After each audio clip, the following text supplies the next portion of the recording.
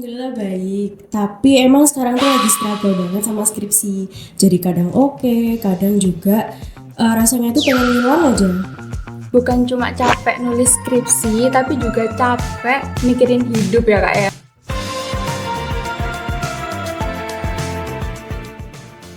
Be healthy, be happy. Halo semuanya, selamat datang di podcast Mahasiswara. Aku Yolanta Velaya dan hari ini kita bakal bahas tentang topik yang pastinya relate banget nih, yaitu tentang kesehatan mental mahasiswa semester akhir. Nah, nggak mungkin dong aku sendirian aja, jadi aku udah undang nih narasumber yang pastinya cocok banget buat obrolan kita hari ini. Yuk kita kenalan dulu.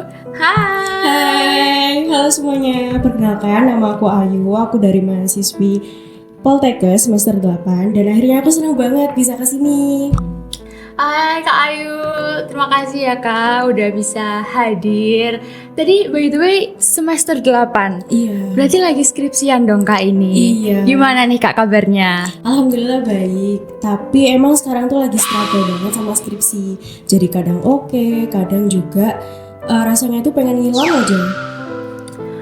Nah, itu tadi Kak. Menurut Kak Ayu nih ya, kenapa sih mahasiswa semester akhir itu gampang banget stres? Menurutku karena fase ini tuh campur aduk banget, Vel. Jadi di satu sisi harus fokus sama skripsian, tapi di satu sisi lagi juga mikirin masalah masa depan nih. Misalnya kayak kuliah lagi nggak ya, atau besok kerjanya mau apa gitu. Karena seperti yang kita ketahui nih, cari kerja zaman sekarang tuh kan juga bukan suatu hal yang mudah ya. Jadi adalah kekhawatiran, ketakutan, sama kepikiran akan hal itu. Jadi kayak bukan cuma capek nulis skripsi, tapi juga capek mikirin hidup ya Kak ya? Iya, bisa dibilang kayak gitu. Apalagi di semester akhir ini tuh menurut aku bukan cuma tentang tugas akhir aja ya, tapi transisi ke dunia orang dewasa. Jadi banyak hal baru, tapi juga banyak banget yang harus dipikirin. Iya sih Kak, masuk akal banget. Dan biasanya karena stres itu banyak yang nggak sadar nggak sih kalau misalnya mentalnya itu lagi terganggu. Nah, BTW Kak, ngomongin itu tadi, menurut Kakak nih, tanda-tanda kalau mental kita lagi nggak baik-baik aja itu gimana sih Kak? Nah, menurut aku ini penting banget buat diketahui sama teman-teman pendengar podcast kita ya. Dengerin ya guys. Yang pertama, gejalanya itu biasanya paling umum di perubahan mood secara drastis. Tiba-tiba marah, tiba-tiba sedih gitu, atau bahkan nggak ngerasain apa-apa nih, kosong aja gitu bawaannya tanpa ada penyebab yang jelas. Nah itu nanti ngaruh ke fokusnya, sulit fokus, terus males sama ngapa-ngapain gitu, padahal tugasnya tuh banyak gitu loh. Waduh, bahaya juga ya Kak. Jangan-jangan teman-teman yang lagi nonton ini juga kayak yang diomongin sama Kak Ayu nih. Ayo.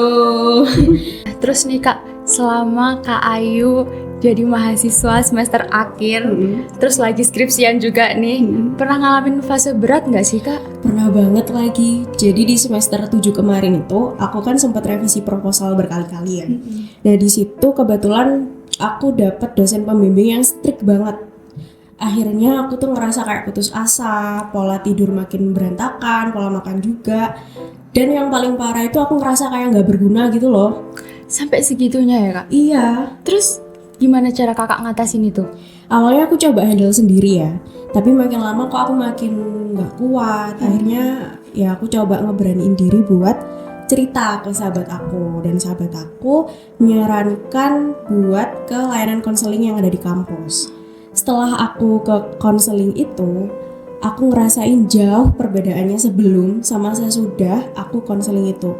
Karena konselornya itu membantu aku mengidentifikasi masalah yang sedang aku alami dan membantu aku keluar dari masalah yang sedang aku jalani itu, tapi dengan cara yang baik.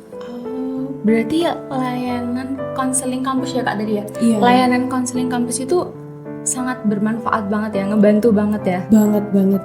Dan menurut aku mencari bantuan itu bukan berarti kita lemah, tapi dengan kita mencari bantuan itu tandanya kita jujur sama perasaan kita sendiri. Itu guys, inget apa kata-kata Kak Ayu tadi, karena itu kata-katanya bagus banget Kak. Nah, ini juga bagian yang mungkin ditunggu juga ya sama teman-teman nih ya. Apa sih Kak yang bisa kita lakuin nih buat jaga kesehatan mental kita? Menurut Kak Ayu, mungkin bisa dikasih tahu untuk teman-teman nih. Yang pertama aku ada beberapa tips. Pasang target realistis. Skripsi itu nggak harus sempurna, tapi yang penting selesai. Yang kedua, pecah tugas menjadi beberapa bagian. Misalnya, hari ini target menulis cuma 500 kata aja. Dan yang ketiga, jaga rutinitas harian seperti pola tidur, jangan begadang terus tuh. Habis itu pola makan harus teratur, jangan telat-telat. Sama olahraga rutin. Gak perlu yang berat-berat, yang ringan aja nggak apa-apa ya. Pokoknya bergerak gitu loh biar nggak pasif. Iya benar-benar Kak. Itu tadi adalah tips-tips dari Kak Ayu. Nah, nggak kerasa nih ya Kak, kita ngobrolnya udah lumayan lama. Tapi happy banget bisa sharing-sharing sama Kak Ayu. Nah sebelum aku tutup nih Kak, ada pesan nggak buat teman-teman yang lagi struggle juga, mungkin yang lagi berjuang di semester akhir ini? Iya, kebetulan aku ada pesan nih buat teman-teman. Yang pertama, ingat kalian itu nggak sendirian. Jadi banyak banget orang yang ngalamin hal yang sama kayak kalian. Terus yang kedua, jangan bandingin diri kalian sama orang lain. Karena tiap proses orang tuh berbeda-beda gitu loh, Mel. Dan yang ketiga, sayangi diri sendiri. Karena kalian udah sejauh ini, masa sih nggak sayang sama diri sendiri? Kan eman gitu. Iya loh. bener banget. Itu pesan yang luar biasa banget. Thank you Kak Ayu. Iya, sama-sama Vela. Semoga bermanfaat. Amin. Oke guys, itu tadi obrolan kita tentang kesehatan mental mahasiswa semester akhir. Semoga bermanfaat ya. Dan ingat, kesehatan mental itu penting. Kalau misalnya kalian lagi struggle, jangan ragu nih buat minta bantuan ke layanan konseling kampus, ke teman, keluarga, atau mungkin yang lebih profesional.